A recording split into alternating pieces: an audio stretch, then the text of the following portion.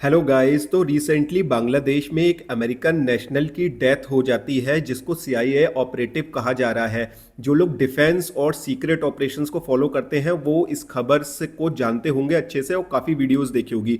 तो आज इस वीडियो में हम थोड़ा सा और ज़्यादा डिग इन करेंगे और उसके पहले और बाद में क्या क्या घटा बांग्लादेश में और चाइना में उस पर थोड़ी सी नज़र डालेंगे। तो ये जो अमेरिकन नेशनल है जिसका नाम था टेरेस जैक्सन, ये फर्स्ट स्पेशल फोर्सेस कमांडो था एयरबॉर्न यूएस का। तो अब ये ढाका में क्या करने गया था? देखिए, जो कोई भी अगर सीक्रेट ऑपरेशन करने किसी एजेंसी का स्पाई जाता है तो बोला जाता है वो किसी बिजनेस टूर की वजह से गया है या कोई डील ब्रेक करने गया है। तो ये एक ऐसा पर्दा डाला जाता है उसकी विजिट पे, बट वो ऑपरेशंस उसके सीक्रेट होते हैं वहां पे।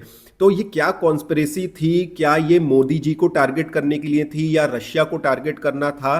तो ये अभी तक क्लियर नहीं हो पाया, बट स्पेकुलेशन बहुत ज़्यादा है कि ये इन्हीं दोनों में से किसी को टारगेट करना चाह रहा था, जो कि रशियन इंटेलिजेंस ने ये जो इसका ऑपरेशन था उसको फॉइल कर दिया और ये एक सीक्रेट ऑपरेशन में मारा गया। तो ये क्या सीआईए का ऑपरेटिव था? ये अभी तक कुछ भी पता नहीं चल पाया है और इस पे कॉन्स्पिरेसी इसलिए और ज़्यादा हो रही है क्योंकि इसकी जो बॉडी है उसका कोई पोस्टमार्टम नहीं हुआ, कोई रिपोर्ट कलेक्ट नहीं करी गई। डायरेक्ट एम्बेसी को यूएस की हैंडओवर कर दिया गया, उन्होंने सीक्रेटली उसको ले लिया और कोई भी बयान जारी नहीं किया। और ये इसलिए भी इतना ज़्यादा सोशल मीडिया में उछला क्योंकि जब अगस्त 31 को 808 एक कमरे में एक होटल के जो ढाका में है जब इसकी डेथ हुई तो मोदी जी उसी दिन एससीओ समिट अटेंड कर रहे थे चाइना में। और उसके अगले दिन पुतिन ने सारे डिप्लोमेटिक प्रोटोकॉल्स को तोड़ते हुए प्रेसिडेंट ऑफ रशिया ने मोदी जी को अपनी गाड़ी में बिठाया और उनको होटल ड्रॉप किया और बायलैटरल टॉक्स हुई। तो बोला यह जा रहा है कि क्योंकि उनकी जान को खतरा हो सकता था इसलिए रशियन इंटेलिजेंस ने और इंडियन इंटेलिजेंस ने ये सब प्रोटोकॉल तोड़े और मोदी जी को उनकी गाड़ी में बिठाया। उनको ये लग रहा है कि ये जो ऑपरेटिव था ये कहीं इंडिया और म्यांमार का जो बॉर्डर है उसके पास एक नेटवर्क बिल्ड कर रहा था, वहां पे काम कर रहा था। और ये भी मोटिव हो सकता है इंडिया के नॉर्थ ईस्ट रीजन को डिस्टेबलाइज करना। और वहां पे पहले से ही वो डिस्टेबलाइज इसलिए चल रहा है क्योंकि रिफ्यूजीज और रोहिंग्या का वहां पे आना जाना, बॉर्डर क्रॉस करना पहले से ही बहुत ज़्यादा चल रहा है। बांग्लादेश म्यांमार बहुत ज़्यादा अनस्टेबल चल रहे हैं। और मणिपुर में आपने देखा ही है कि इसमें बहुत जाहिर सी बात है, इतना ज़्यादा जब कहीं पे दंगे भड़कते हैं तो उसमें बाहर की जो विदेशी ताकतें होती हैं उनका हाथ होता ही होता है। और नॉर्थ ईस्ट को जो पाकिस्तान है उसका डीप स्टेट जो है आईएसआई, और बांग्लादेश में जो डीप स्टेट काम कर रहे हैं म्यांमार, चाइना, सब लोग डिस्टेबलाइज करना चाहते हैं अभी।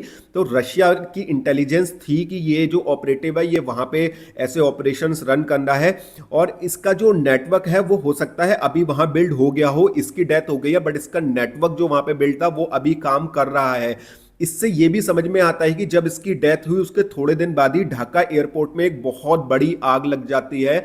और आग ऐसी जगह पे लगती है जहां पे कुछ इक्विपमेंट्स रखे हुए थे जो कि रशिया जाने थे उसके एक न्यूक्लियर पावर प्लांट के लिए। तो क्या इस ये जो आग लगी है इसका कुछ लेना देना है जो ये अमेरिकन नेशनल टेरेस जैक्सन की डेथ से?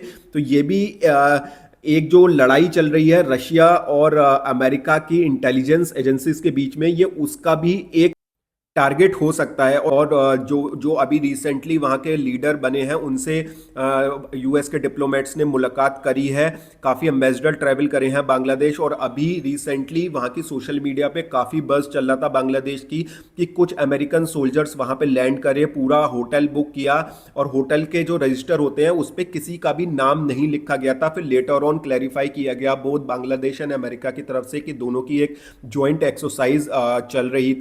अब देखिए, ये सारी जो खबरें हैं ये सोशल मीडिया पे आ रही है और अब इसको इंडिया का नेशनल मीडिया भी कवर कर रहा है कि इसके आंसर्स हमको चाहिए कि ये आखिर हुआ क्या है, जो ये सिटीजन की डेथ हुई है इसके पीछे का कारण क्या है। और अब मैं भी रिक्वेस्ट करना चाहता हूं कि देखिए, जब तक अमेरिका और इंडिया के रिलेशन खराब रहेंगे इस तरीके की खबरें उछलती ही रहेंगी।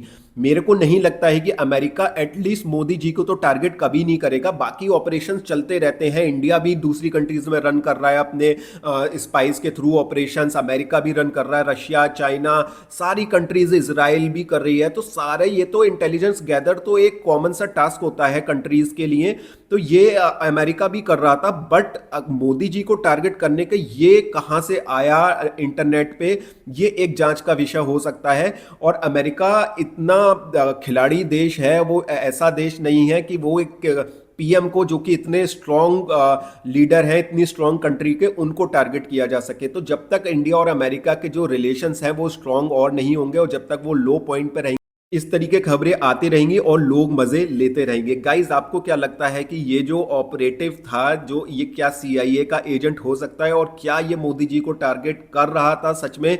आप भी अपनी राय मुझे कमेंट सेक्शन में दे सकते हैं। जय हिंद, जय भारत।